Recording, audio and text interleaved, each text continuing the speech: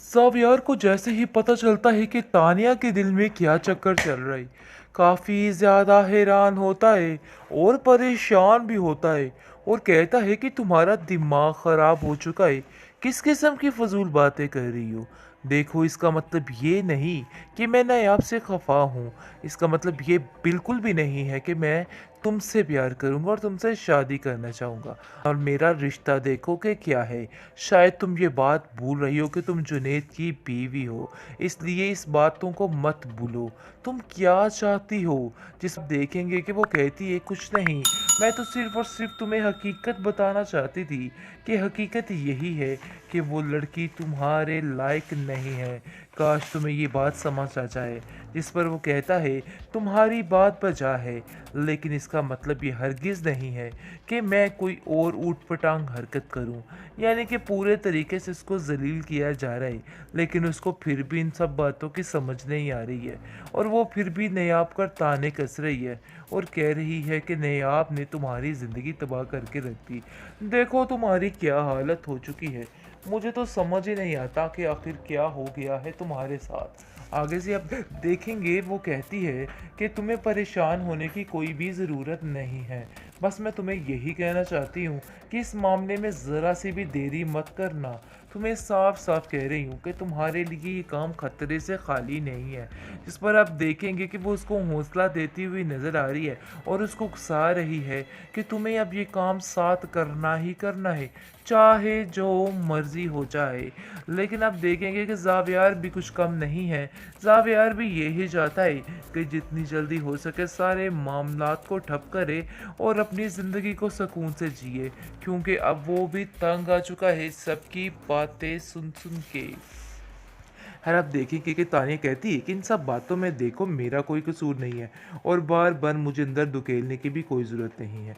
दूसरी तरफ दादी जान बहुत ज़्यादा साथ दे रही हैं बेचारी नायाब का और कहती है कि नायाब तुम कभी भी अपने मुंह से ये बात मत निकालना और यहाँ से जाने की तो बात हरगिज़ मत करना।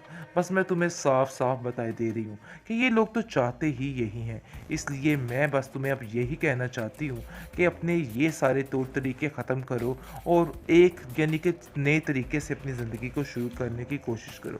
खैर आप देखेंगे कि ज़ावियार जो है वो तो बिल्कुल ही अलग थलग हो चुका है और उसको समझ आ चुकी है कि नहीं, ये चीज़ ज़्यादा देर तक नहीं रहने वाली है। लेकिन निगार इन सब बातों में बहुत ज़्यादा खुश है और ज़्यादा उसको पटियाँ पढ़ा रही है और कह रही है कि देखो ज़ावियार, अपनी इस तरीके पर कायम रहना, क्योंकि कायम रहोगे तो सब कुछ रहेगा। इसलिए बेहतर यही है कि बस तुम ठीक कर लो सारा कुछ।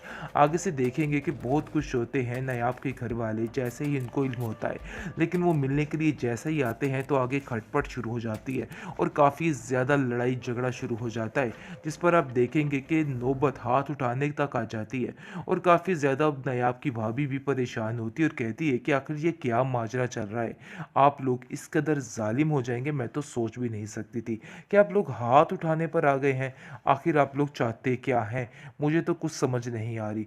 दादी बेचारी का भी रो रो के बुरा हश्र हो चुका है और वो कहती है कि पता नहीं क्यों आप लोग ऐसा कर रहे हैं। देखिए ये इजाज़त तो दीजिए ज़ावियार, चाहे जो कुछ भी है सारे इख्तलाफात अपनी जगह पर, लेकिन इस बच्चे को मिलने से हमें ना रोका जाए। लेकिन आप देखेंगे कि ज़ावियार कहता है कि नहीं जी, आप इधर ना ही आए तो बेहतर है, इसलिए बेहतर यही है कि यहाँ से चले जाएं। मैं आप लोगों को लिए एक पल के लिए भी यहाँ पे बर्दाश्त नहीं कर सकता हूँ। लेकिन बेचारी क्या कर सकती है नेहा, खामोशी से देख रही होती है कि उसके घर वालों के साथ कितना बुरा सलूक किया जा रहा है। ट्रॉमा सेल दिले नादान काफ़ी इंटरेस्टिंग मोड पर आ चुका है। नाज़रीन आपको बताते चले कि अब जाकर खुद ही अपने पैरों पे कुल्हाड़ी मारने वाली है तानिया, क्योंकि जो तानिया की दोस्त है उसको मशवरा दे देती है कि देखो भाई, जितनी जल्दी हो सके जान छुड़वा लो और खुद ही ये सारा झंझट ख़त्म कर दो। जिस पर वो कहती हाँ मैं भी यही चाहती हूँ, लेकिन थोड़ा इंतज़ार करके देखना चाहती हूँ। और मज़े की बात तो ये है घर का माहौल इतना मज़ेदार हो चुका है कि मैं क्या बताऊँ, क्योंकि मैं इतनी ज़्यादा खुश हूँ कि तुम्हें बता नहीं सकती कि किस तरीके से नयाब को धिक्के मारकर उस कमरे से बाहर निकाला गया है। जो कि मेरा प्लान था, आज मैं उसमें कामयाब हो चुकी हूँ। जिसको सुनकर वो कहती है कि ये तो तुम्हारे लिए बहुत ही गुड न्यूज़ है। यकीन मानो ये तुम्हारी कामयाबी का पहला कदम है। जिस पर वो कहती है कि हाँ, मैं यही चाहती थी। और देखो नयाब जो कि बड़ी चीज़ बन रही थी, आज उसका क्या हश्र हुआ है, क्योंकि नयाब बेचारी भी तंग आ चुकी है।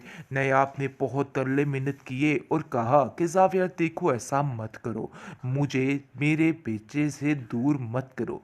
लेकिन जी बेसूद कुछ भी नहीं हुआ, क्योंकि तानिया की नज़र लग चुकी है और तानिया अंदर आ चुकी है। जावेद कहता है कि देखो तुम जैसी जाहिल लड़की के साथ तो कभी भी मैं अपने बच्चे को नहीं रख सकता हूँ, इसलिए तुम्हें उससे दूर ही रहना होगा। खैर काफ़ी ज़्यादा दोनों के दरमियान अनबन शुरू हो चुकी है और इस मौके का फ़ायदा उठाते हुए तानिया बहुत ज़्यादा खुश है और ज़्यादा नज़दीक होती जा रही है।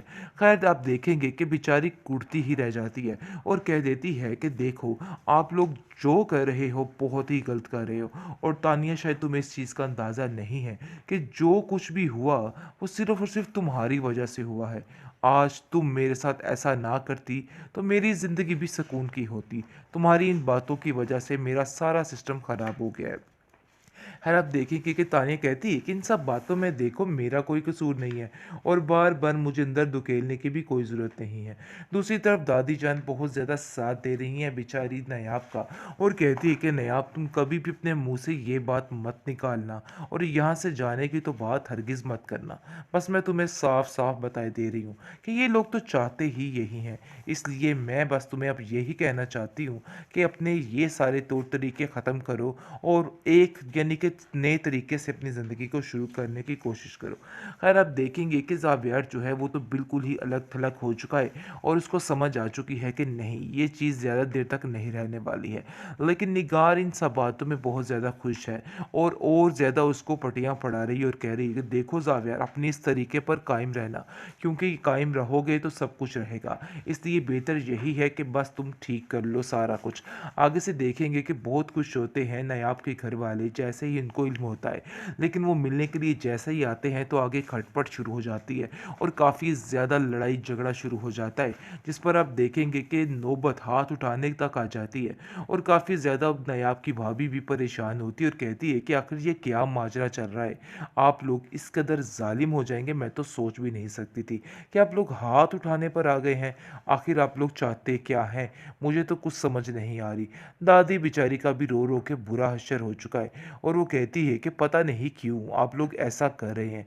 देखिए ये इजाज़त तो दीजिए ज़ावियर, चाहे जो कुछ भी है सारे इख्तलाफात अपनी जगह पर, लेकिन इस बच्चे को मिलने से हमें ना रोका जाए। लेकिन आप देखेंगे कि ज़ावियर कहता है कि नहीं जी, आप इधर ना ही आए तो बेहतर है, इसलिए बेहतर यही है कि यहाँ से चले जाएं। मैं आप लोगों को लिए एक पल के लिए भी यहाँ पे बर्दाश्त नहीं कर सकता हूँ। लेकिन बेचारी क्या कर सकती है नयाब, खामोशी से देख रही होती है कि उसके घर वालों के साथ कितना बुरा सलूक किया जा रहा है।